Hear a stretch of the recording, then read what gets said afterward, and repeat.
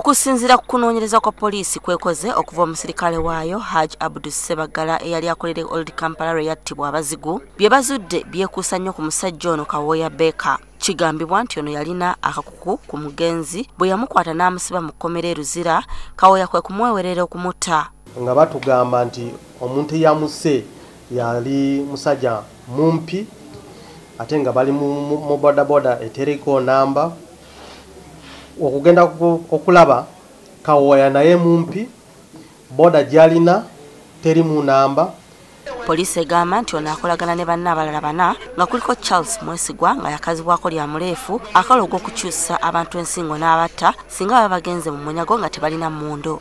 Oba tebakukubye masaasi ye akutuga butuzi nga bazze okukola ki okubba. Emmundu kigambibwa nti babadde bagyeyazika ku Wycliffe Mujuni agambibwa okuba musirikale w'ekkomera ery'Ekigo era ng'eno ekozesebwa nnyo mu kubba emmotoka ze babadde batwala mu nsi ezitulinaanye nga poliisi egamba Semanda Bakari ali ku mwanjo ogw'okufulumya emmotoka zino mu ggwanga. Omulimu gwe okubba TX Prado okutwala Congo.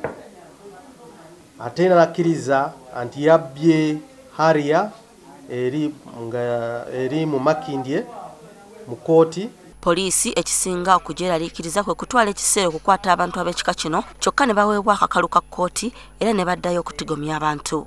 Bagenda kugenda mu kooti naye waliwo kino kya bail weeks 2 ojja kulaba nga bali bweru.